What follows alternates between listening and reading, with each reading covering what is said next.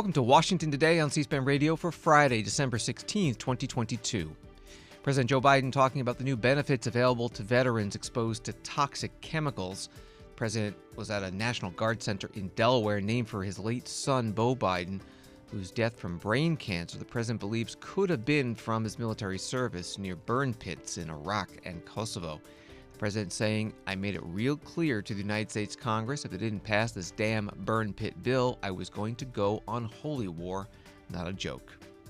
Congress not in session today, but before the Senate adjourned Thursday night, it passed a bill authorizing defense programs for the new fiscal year, $858 billion, and also passed a one-week extension of federal government spending to prevent a government shutdown tonight and allow more time for finalizing a full fiscal year omnibus government funding bill. The president of the Federal Reserve Bank of San Francisco seeing at least one more percentage point increase in interest rates before the Fed pauses to assess whether the hikes are doing what they need to do to bring down high inflation. State Department today asked about Twitter owner Elon Musk suspending the accounts of some journalists. And it's been an eventful year in British politics, 3 prime ministers in the span of 3 months. We'll talk about it with C-SPAN's Parliament producer, Peter Knowles. And we begin with President Biden at a town hall meeting with veterans and veteran survivors discussing new health care and disability benefits available under a bill he signed into law in August called the PACT Act. It stands for Promise to Address Comprehensive Toxics. The law helps veterans get screened for exposure to toxins, including Agent Orange used during the Vietnam War, and from burn pits where trash was burned on military bases in Iraq and Afghanistan and other places. The law assumes some respiratory illnesses and cancers are connected to those burn pits.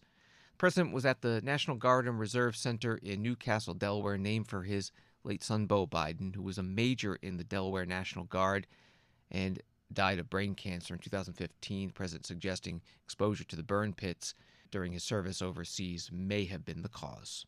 I've been in and out, not as obviously combatant, but in and out of Afghanistan, Iraq, and these areas 38, 39 times. Not as president, only twice as president, but from the time I was a senator, but particularly when I was vice president. And, it was pretty clear to a lot, there was a lot of discussion, as some of you remember, about these burn pits. You all know what a burn pit is? It's a hole between 8 and 10 feet, as high as 12 feet deep, the size of a football field, a great big rectangle. And every damn ugly thing in the world is burned in it. Everything. Everything. Toxic waste, everything. And I'm no doctor, but it's pretty clear a lot of guys and women getting sick. And so, one of the things is these poisonous chemicals, jet fuel, and some places, some other things I won't mention. The toxic smoke, thick with poison, spreading into the air into the lungs of our troops. And many of them, when they came home, had gone the best trained, fittest warriors in the world, and came home with headaches, numbness, dizziness, cancer. Remember Beau calling and saying how he collapsed on a run? Well, Beau's father-in-law, as I said, Ronnie Oliver, my friend, is here. So are several members of the Guard who served with Beau in Iraq. This is personal to them, and it's personal to all of us. And it's not unique to me and my family. So many are here today and around the country. Secretary McDonough can tell you we're determined to do something about this, come hell or high water. And I mean that. I made it real clear to the United States Congress, if they didn't pass this damn burn pit bill, I was going to go on holy war. Not a joke. And I want to thank, we had to thank someone for this. That helps a great deal. It's not here. John Stewart. John Stewart made a gigantic difference. And Dennis and others and I went to on the Capitol steps with groups, and maybe some of you were part of that. Thank you. And you were there, you stayed there, and you insisted that they vote on it. because some of our friends were not willing to do this. But you insisted. President Biden at the Beau Biden National Guard and Reserve Center in Newcastle, Delaware. The White House says more than 730,000 veterans have already gotten health screenings under the PACT Act out of an estimated 3.5 million veterans eligible for benefits. National Security Advisor Jake Sullivan looking ahead to the next 2 years of the Biden administration's foreign policy objectives in a discussion today hosted by the Carnegie Endowment for International Peace. Jake Sullivan was asked to name 2 top goals. He pointed to rebuilding the U.S. defense industrial base and transitioning to clean energy. One of the issues that has been exposed through the war in Ukraine is the defense industrial base, and the need to ensure that we have the same kind of diversified, resilient supply chain and production capacity for our defense industrial base that we have now tried to build with respect to on the public health side coming out of COVID. Not just us, but our entire allied ecosystem. How do we make sure we're in a position midterm where we can produce the necessary elements to be able to support Ukraine, to be able to deal with contingencies elsewhere in the world? And this is something that, we have inherited that over the course of decades of underinvestment, concentration, consolidation, and a lot of other choices, we are not in the position we need to be in. So that is a big area that I would like to deliver against. And then the second area that is now, the last 2 years have really exposed where we have more work to do, is we've tended to think about the climate issue here and then sort of the issue of kind of energy affordability and reliability here. These two things have become deeply connected in the last 2 years. How do we actually execute an energy transition that does not break the backs of working people but delivers on our climate goals? That is a really hard thing to do. It requires an enormous amount of coordination, intelligent policy making, effective diplomacy. And so that is another major area that over the course of the next 2 years, we have to work very hard to get right. National Security Advisor Jake Sullivan at the Carnegie Endowment for International Peace, a program titled The Biden Foreign Policy at 2 Years.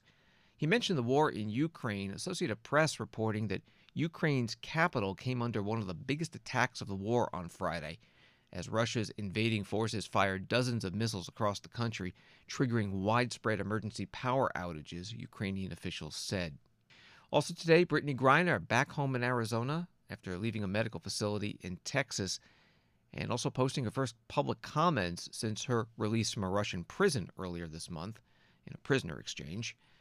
Brittany Griner writing, "It feels so good to be home. The last 10 months have been a battle at every turn. I dug deep to keep my faith, and it was the love from so many of you that helped keep me going. From the bottom of my heart, thank you to everyone for your help." She also writes, "President Biden, you brought me home, and I know you are committed to bringing Paul Whelan home and all Americans home, too. I will use my platform to do whatever I can to help you." And she says she intends to play professional basketball again. U.S. Senate Thursday night passing the annual Defense Policy and Programs Bill called the NDAA, or National Defense Authorization Act.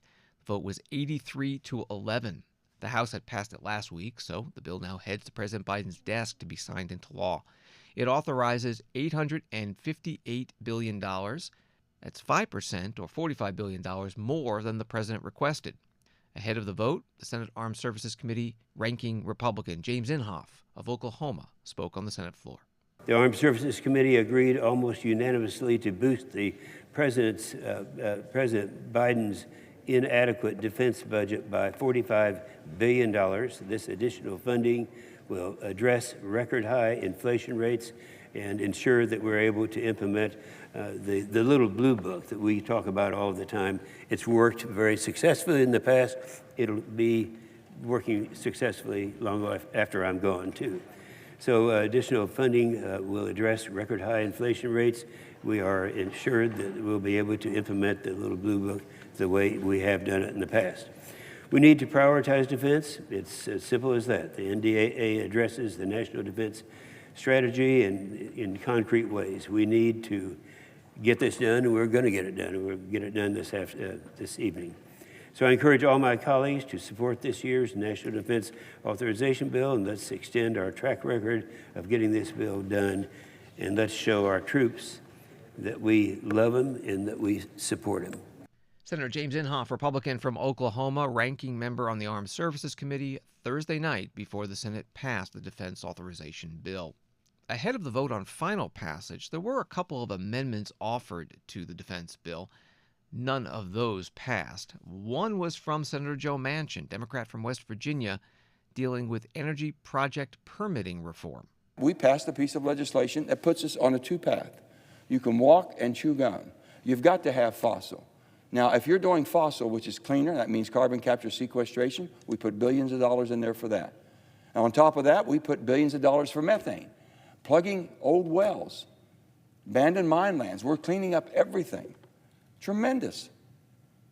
And if you're using the fossil that we use in the United States cleaner and helping our allies around the world, we have been able to help the climate more than it can ever be helped by anything else. As we develop the new technologies of the world, hydrogen, we can make that all day long. We're on the verge of doing something unbelievable. But let me tell you, most of it will be for naught. Because without permitting reform, the United States of America is more litigious than any nation on earth that's been developed. Anyone. It takes longer to do anything here. We've got people talking about they've been trying to get permits for 16 years. Canada, average of 3 years. Down to our friends in Australia, down under, 2 to 3 years. Us, 5, 7, 10, and more.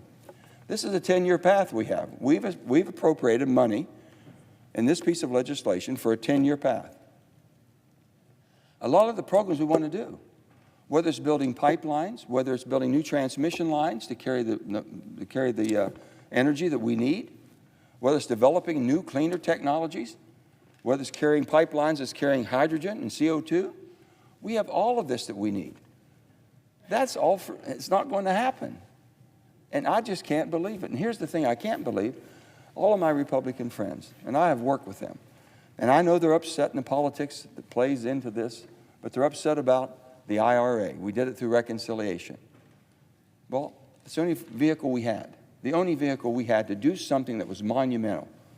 And we did that, and we did that by working with my colleagues on the other side for the last 5 years. My colleagues on the other side, my Republican friends, have always said, Joe, we have to have more energy. Well, guess what? The IRA is going to put more energy in. Senator Joe Manchin, Democrat from West Virginia, on the Senate floor Thursday night, his amendment to the defense policy bill. Opposing the amendment, Senator Roger Marshall, Republican from Kansas. Certainly the chairman of the Energy and Natural Resources Committee and I agree on so many common goals when it comes to American energy. We both believe in American energy independence. We believe in affordable, clean energy. We agree that we want to leave this world cleaner, healthier, and safer than we found it. But unfortunately, I oppose his amendment and ask my colleagues to oppose it as well. I'm afraid this amendment will do more harm than good. It'll give the Federal Energy Regulatory Commission, FERC as it's known, the power to socialize the cost of a new high-voltage transmission lines. That's right, a huge shift of power will go from the states to the federal government. Unelected bureaucrats would have the authority to make electric customers in mostly red states pay to deliver expensive and intermittent energy that fits the green energy dreams of blue states. In many cases, causes rural America to pay for urban America's electricity. It would even give federal regulators the authority to make residents of inland states pay for transmission lines that connect offshore wind farms to coastal states such as California, New Jersey, and New York. It would allow these same regulators to make our residents pay for these transmission lines, even if power on those lines would not serve them. And why this transportation of wind and solar electricity fits their social agenda, let me remind everyone, the cost of transporting this electricity is approximately 10 times more than transporting enough clean natural gas to produce an equivalent amount of electricity.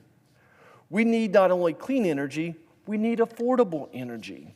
Senator Roger Marshall is a Republican from Kansas on the Senate floor Thursday night. The Senate voted down Senator Manchin's amendment. The vote was 47-47, short of the 60 votes needed for passage. It was not a party line vote. 7 Republicans voted yes, 10 Democrats voted no. As for why the amendment came up, TheHill.com reports that the Senate Majority Leader Chuck Schumer had promised Senator Manchin he would take up the legislation to speed the process for approving new U.S. energy projects in exchange for Senator Manchin's vote on the Democrats' major climate, health, and tax bill.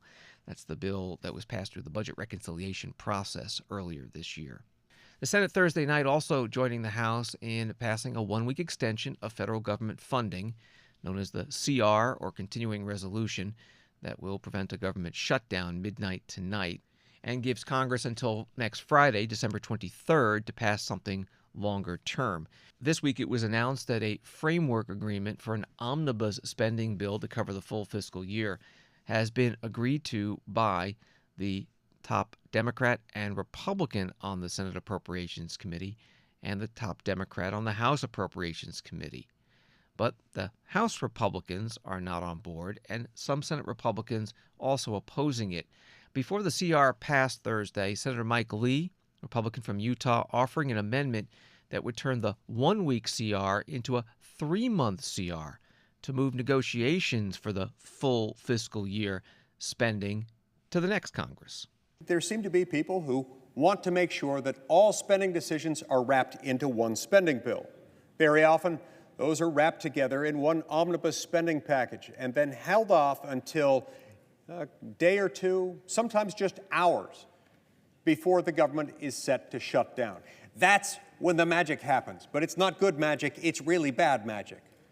That's when these twin threats of sacrificing Christmas on the one hand or running into a government shutdown on the other hand, they operate like paired scissor blades to cut through what would otherwise be an insurmountable task. And that task involves convincing senators to vote for a bill 3,000 plus pages long, likely this year containing 7,500 or so earmarks, a bill that they have never seen, a bill that does not, as we speak right now, exist without ever having seen it. We all know that this is wrong. We all know that this is a corrupt way to run a government. This is a corrupt process that brings about all kinds of special interest giveaways. And in the absence of the light of day, they pass with the threat, the extortive threat of a government shutdown or canceling Christmas. Members end up voting for that which they know they have no business supporting. That's why my amendment is simple. My amendment simply gives us the flexibility to make these decisions not under duress, to make these decisions with clarity of mind and not influenced by this dual threat of a shutdown and cancellation of Christmas. Senator Mike Lee on the Senate floor Thursday night. His amendment was opposed by Senator Patrick Leahy, Democrat from Vermont, who chairs the Appropriations Committee. Continuing this to March 10th imperils our national security, ignores the real pain and consequences of inflation. The full-year omnibus appropriations bill, without that, the NDAA we passed this evening is a broken promise. The Bipartisan PACT Act goes underfunded. VA and medical care falls at least $7.5 billion short. Some of my colleagues say we should do more on the southern border. Well, the proposal just made on this CR does nothing to help on that. It doesn't help on the fires, the floods, and all the rest we have. We have a bipartisan, bicameral framework in place. Let's have the courage to sit and vote it up or down. Don't keep kicking the can down the road. It helps no one. I urge my colleagues to reject the proposal. Senator Patrick Leahy, Appropriations Committee Chair, on the Senate floor Thursday night. Senator Lee's amendment to change the end date of the short-term government funding bill, the CR, from next Friday, December 23rd, to March of next year, was defeated by a vote of 35 to 56. 7 Republicans joined all Democrats in voting no. One of those Republicans, the Minority Leader, Mitch McConnell. The Senate then went on to pass the one-week government funding extension. That vote was 71-19. On Wall Street, the Dow down 281, S&P down 43, NASDAQ down 105. The president of the Federal Reserve Bank of San Francisco, Mary Daly, said in a CNBC interview today that she expects the central bank to raise interest rates at least another percentage point, and maybe more, before it can stop to see how the increases so far are affecting the fight against high inflation. She said the range is probably 4.75% to 5.25%. That's up from the current target range of 3.75% to 4%.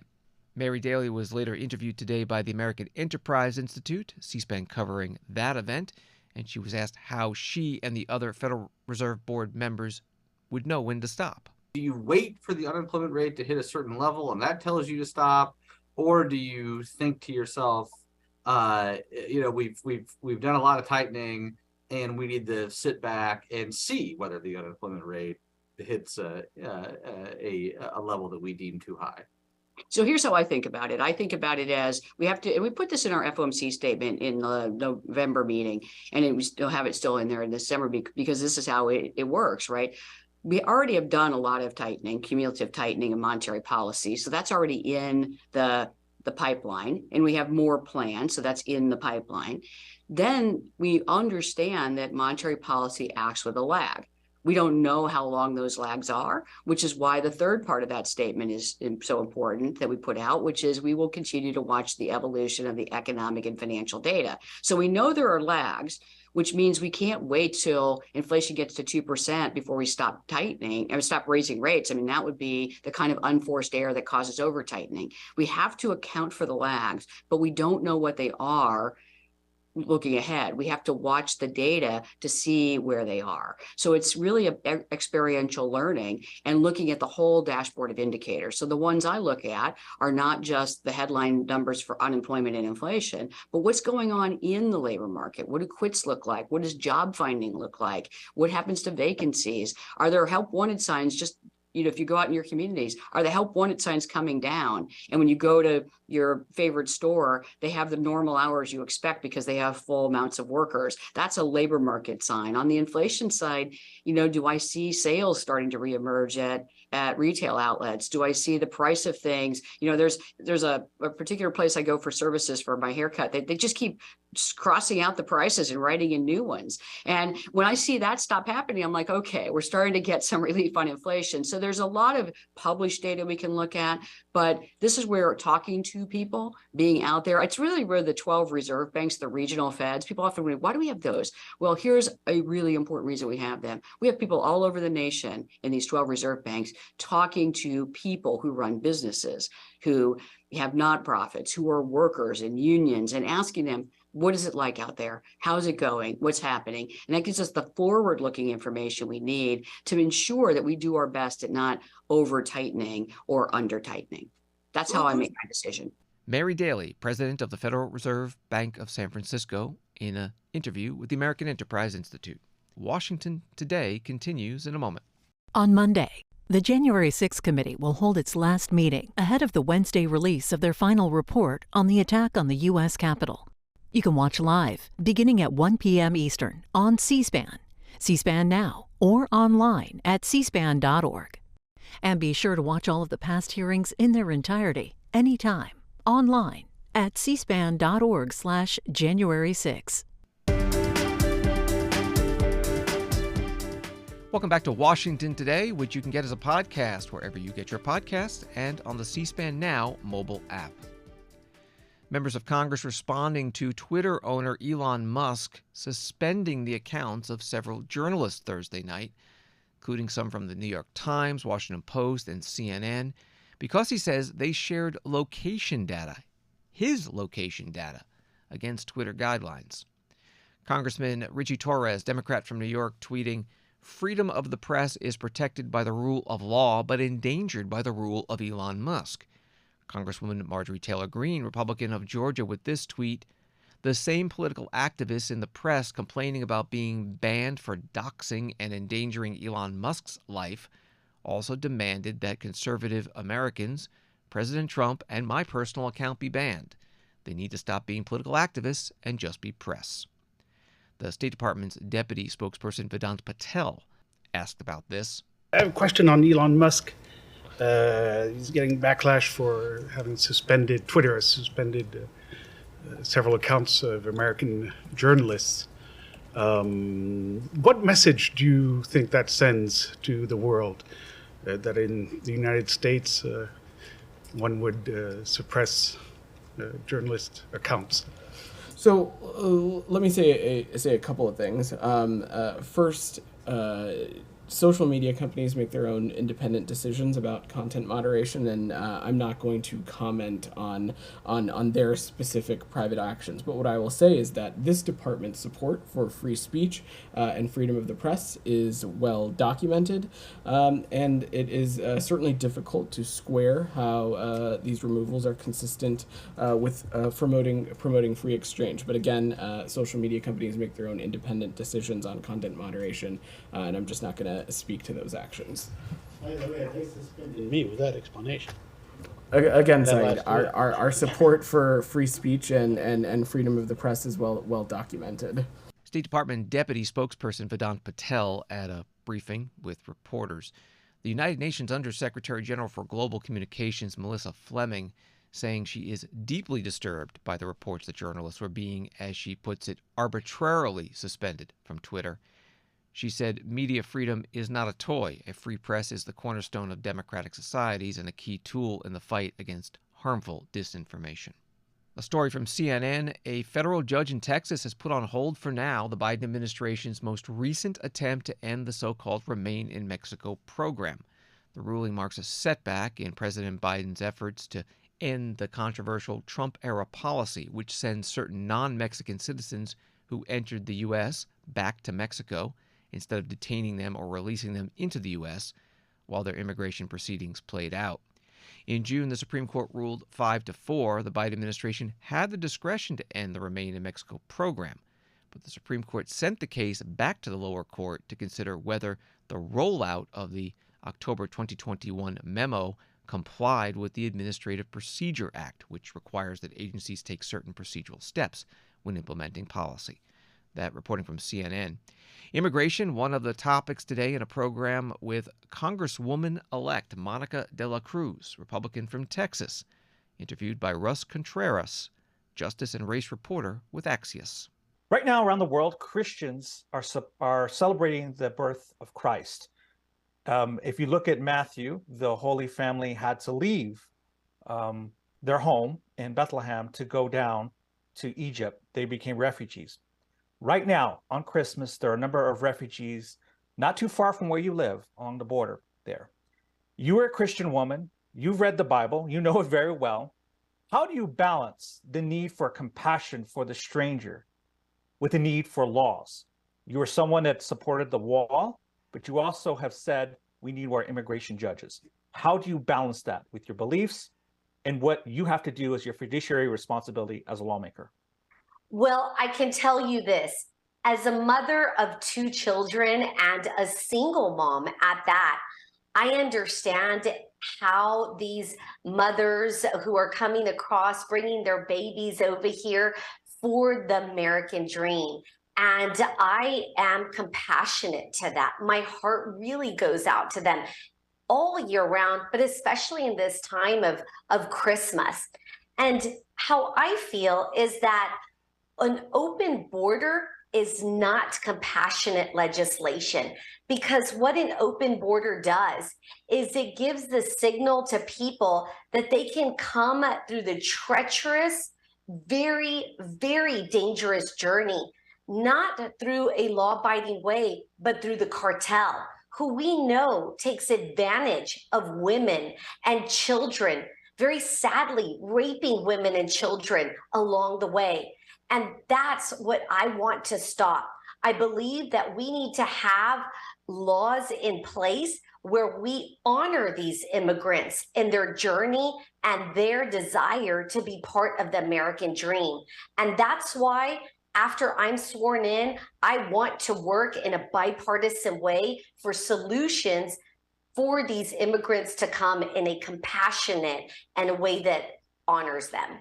U.S. Representative-elect Monica de la Cruz, Republican from Texas. Wednesday, December 21st is the deadline that a court has set for the Biden administration to stop using authority under Title 42 to return migrants to Mexico under the premise of a COVID-19 health emergency. The court found that to be unlawful. Department of Homeland Security estimates that once Title 42 is rescinded next week, 9,000 to 15,000 migrant crossings could occur each day. The White House Press Secretary Karine Jean-Pierre was asked what preparations are being made. Are you aware of this warning from DHS, and do you have an estimate of how many people you're expecting will try and cross the border when Title 42 Look, I don't have an estimate to share with you. What I can tell you is that the Department of Homeland Security has put out a 6-point plan. As you all know, my Secretary Mayorkas was at the border just recently to talk about this plan, put out a statement, and so we are focused. We are focused and we are prepared. We will have more to share in the next coming days on this piece. But again, we have done the work from this administration by securing record funding, and we are asking Congress to act. We are not asking for political stunts. We continue to see political stunts from many Republicans out there, and that's not how we're going to fix this issue. They want to secure the border. We've been doing that work on our own. And we're asking them to, hey, you know what? There's an immigration reform plan that the president put out on the first day. They should work with us and do this in a bipartisan way. White House Press Secretary Karine Jean-Pierre at her news conference with reporters at the White House on Thursday. This week was the final Prime Minister's question time in the British House of Commons for the year, a year that has seen quite a bit of political turmoil in the United Kingdom. This was the question on Wednesday from Angela Eagle, Member of Parliament for the opposition Labour Party, to Prime Minister Rishi Sunak of the Conservative Party. Dame Angela Riedel. Thank you very much, Mr. Speaker. This year the Tory party has given us 5 education secretaries, 4 chancellors, 3 prime ministers, 2 leadership coups.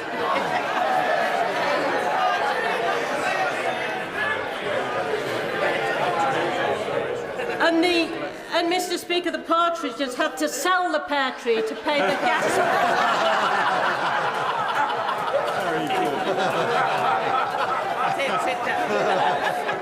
So, Mr. Speaker, isn't it the case that after a year of Tory chaos, incompetence and self-indulgence, the best Christmas present the Prime Minister could give to the British people is a general election?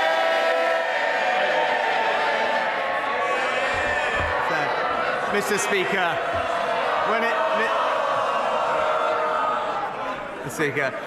they're happier with that than before, Mr. Speaker. But all I'd say, when it comes to what the British people need this Christmas, Mr. Speaker, in order to ease the disruption on their lives, the best thing that the party opposite could do is tell their union bosses to call off these damaging strikes. British Prime Minister Rishi Sunak, the final Prime Minister's question time of the year in the House of Commons. For a closer look at the year in British politics, joining us on the phone now from London is C-SPAN's Parliament producer, Peter Knowles. Thank you so much for being here again. Have you ever seen a year like this? No, and no one has. Quite unprecedented to have 3 prime ministers in such short succession, and some records broken. Liz Truss, her record of 49 days as a prime minister, that's going to take some beating in future. It's way shortest of any prime minister so far. But she succeeded Boris Johnson, who'd only managed 3 years, which isn't particularly long.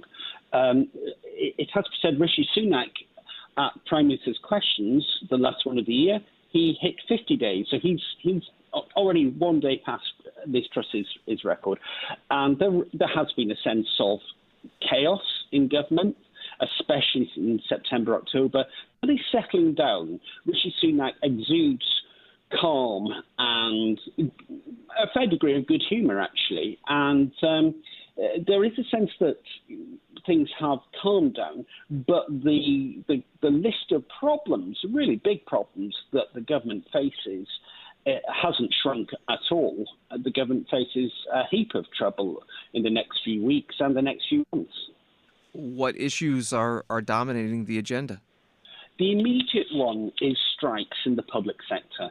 That's the nurses in the health service going on strike. They have done it before in the past, but a long time ago. It's very rare, and this is a big strike. And we have apparently endless strikes on the railways, the postal workers, and others besides. So that's a really dominating issue, and that dominated the exchanges between Rishi Sunak and Keir Starmer, the leader of the opposition Labour Party, with the Keir Starmer trying to portray this as entirely a problem made by the government and its mishandling of the economy, and in return, Sunak and the Conservatives arguing that Labour don't know what they would do in response to the trade unions, and point to the very close links between the trade unions and the Labour Party itself. So that's one really big issue. The others, briefly, the economy in general. That's inflation running over 10%, public finances in a poor state, illegal migration across the Channel at a rate across the Channel between England and France at a rate we've never seen before, and tragically some more deaths at sea in the last few hours. Planning reform, which is a really, really sore, difficult issue for the governing Conservative Party. And then the aftermath of Brexit in terms of some acute difficulties over Northern Ireland. And a question that's now posed by Scottish nationalists, which is this a voluntary union now that the courts have ruled that the Scottish Parliament cannot go it alone and declare another referendum? So the question that they ask is this a voluntary union? And if it is, how does Scotland exit from it? So that's quite a heap of trouble, actually, and most of that's not going to go away quickly, and people look ahead to the possibility of a Labour government, maybe 2 years down the line, and think that, well, most of those problems will still be around, and it may be that Labour has to answer those issues. At the moment, it's down to the Conservatives. You had a chance to meet the new Prime Minister, Rishi Sunak. How did that go? Well, it was good fun. This was a lobby reception in Downing Street, in the very glamorous rooms of Downing Street, underneath some pretty impressive original artwork. And Rishi Sunak told me that when he worked in the States, he was a keen C-SPAN viewer. So that was something I thought might be nice to share with yourself, Michael. And so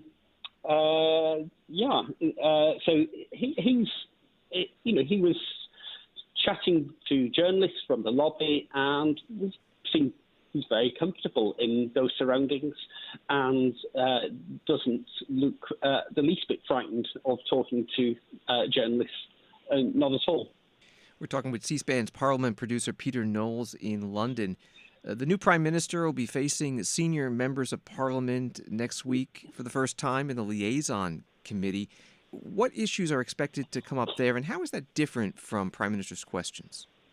The issues this next week are going to be mainly around foreign affairs and international relations and Ukraine. The difference in style with Prime Minister's questions is quite important. In Prime Minister's questions, only the Leader of the Opposition and the Leader of the third party, at the moment that's the Scottish Nationalists, the SNP, only they get to ask a follow-up question or follow-up questions. So it's relatively easy to deal with people who you can give one answer to that's maybe not a great answer, because you're then on to the next question. So that's the format for Prime Minister's questions.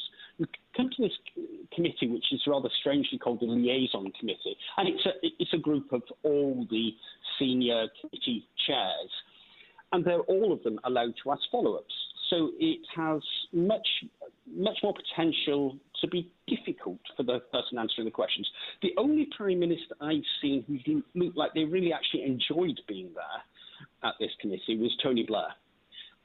Since then, people have looked like they were quite glad when it usually runs for 2 hours, when those 2 hours were over, because they get a grilling of a kind that's quite different from Prime Minister's questions.